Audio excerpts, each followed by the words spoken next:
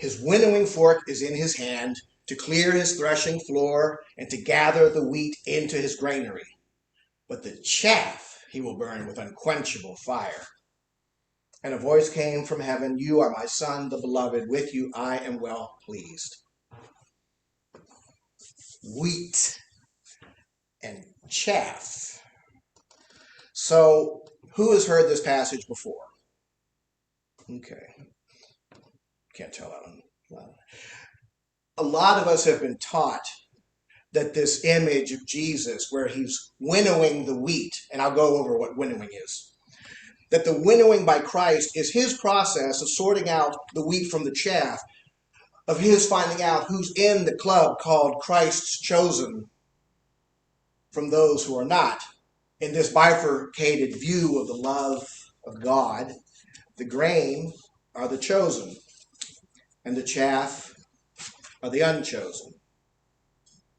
So obviously it's in your and my best interest to do whatever you need to do to get into the chosen camp, to become wheat.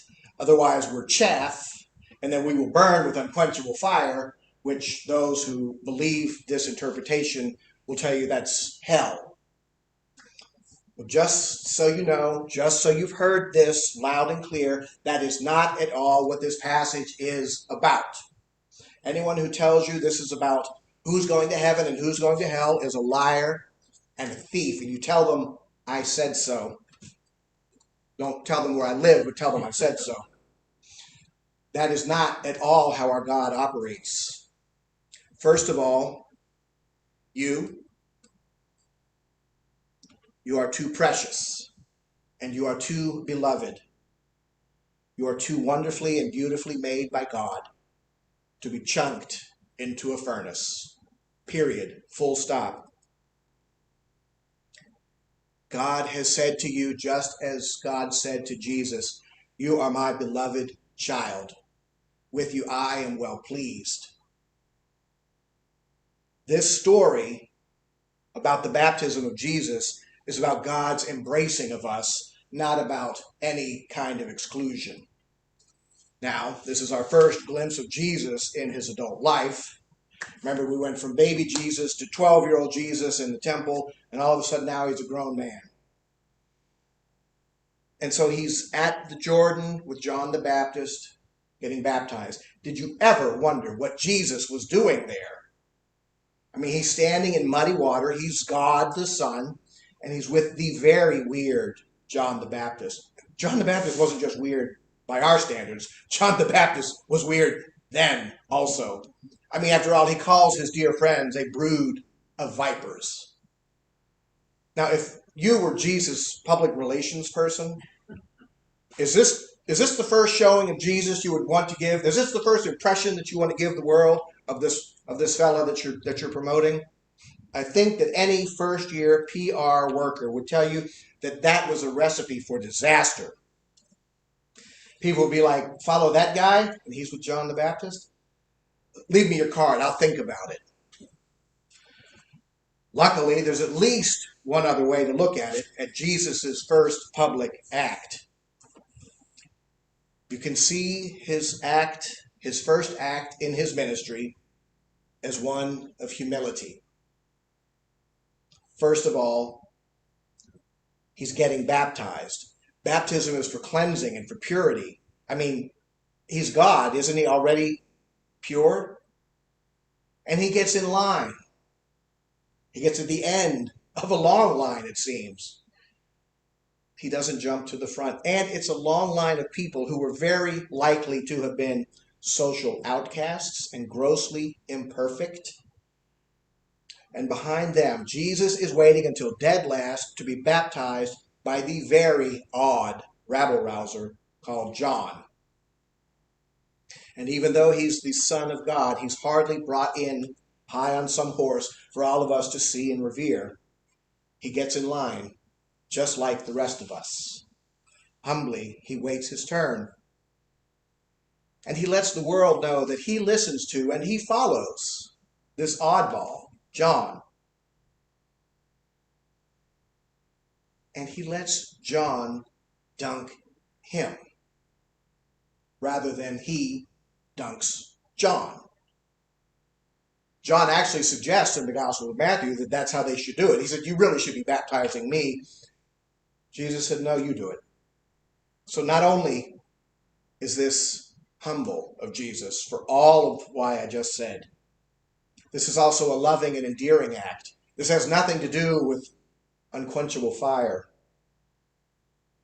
Jesus is letting the world know, just as he stands in this muddy water called the Jordan with these outcasts who think John is great, just as Jesus stands in the muddy water with them, God is with you and with me in the muck and in the mud.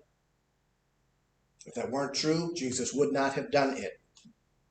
It's as if Jesus is saying, I love you so much that instead of insisting that you become perfect, you become godlike, so that you can be close to me, I'm coming to your world and I'm getting in your muck so I can be close to you.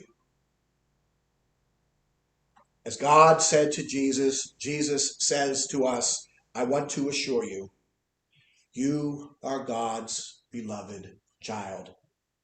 With you, our God is well pleased.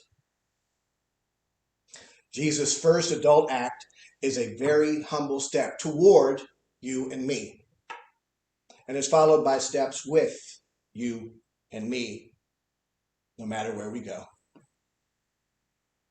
The winnowing fork. I know you're wondering about that. Let's talk about that.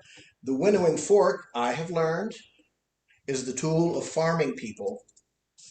It's the tool of the poor people who work the land night and day, fingers to the bone, so that you and I have food to eat. That's the tool that Jesus is using, this humble worker's winnowing fork. He doesn't use an iPhone. He uses the farmer's implement because none of us, falls short of the glory of God. No matter how we view ourselves, you do not fall short of the glory of God. And so for wheat farmers, winnowing process goes like this. So wheat grows on stalks, you've seen it, right? And where it's ready to pick, and all of the wheat is up at the top of these long things. Have you ever picked wheat?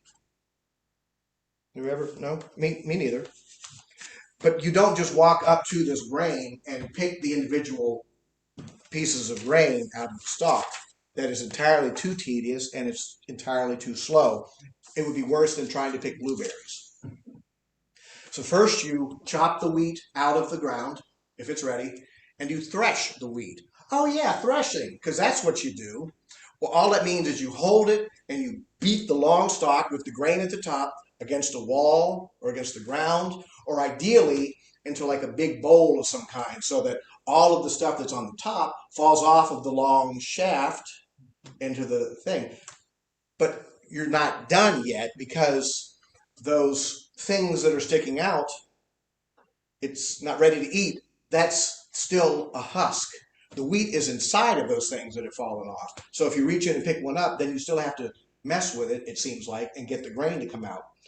But if it is properly ripe, does wheat ripen? You winnow it. And winnowing means you're using wind or air to blow away the chaff, the parts of the wheat stalk that you can't eat. It blows that away. So they pick it up with this winnowing fork, throw it up in the air, and what comes down is the heavier grain, and any wind that's available is blowing the husks away. And so the part of the wheat that makes bread, which brings life to us, it's buried deep in this huge conglomeration of stuff you cannot eat. And that's the wheat that you can see. The wheat you can see is the stalk, and these husks and whatever they are sticking out like that. The life-giving grain of wheat is under a protective husk. And so like the human being, the best, most beautiful part of you and of me is the deepest, sometimes the hidden part. That which we possess that gives life. just as wheat makes bread and gives life, is the innermost, not first seen insides. And so as the farmer seeks the grain of wheat buried under all that husk and chaff, Jesus seeks our innermost selves, our truest selves, even and especially the parts of us about which we are most ashamed. Jesus is more than willing to meet you and to meet me where we are. Jesus is more than willing to meet us where we are and to go through the process of a discerning, of a seeking, and inquiring life with us. For us and for Christ to find our true selves, the true self that you and I might seek to hide from the world. That's the part Christ wants to pull out. And the wheat in today's passage is that true self which we hide under that protective shell. The chaff is the part of ourselves that we show the world. It's the part of ourselves that we cover up with to keep the world from hurting us. We keep our hearts and our souls and our truest selves from everyone more often than not. And it's either out of shame or it's out of fear of being hurt. So Jesus meets us there in the muddy water, in our husks, in all of our John the Baptist style flaws and weirdness, because he loves us just as we are right now. Jesus stands in line with the rest of us because he is one of us. We do not have a lofty and distant God. And it's in our connection with God, in trying ever so falteringly to walk with Jesus in our lives. Well, that's how he loves us into our most beautiful selves. Because first he helps us to realize how beautiful we already are. And the stuff that we don't need to live out our best lives in God, that chaff, that stuff that has no real value, Jesus throws that away when he winnows. That's the chaff. Hear this again. No human being is the chaff that's going into the fire. God finds the grain in each of us. God finds the part of us from which life grows. May we hear today God saying, "You are my beloved child. With you I am well pleased." May today we trust enough to take God's hand and walk with Christ to where we are to go and to where we are to grow. Amen.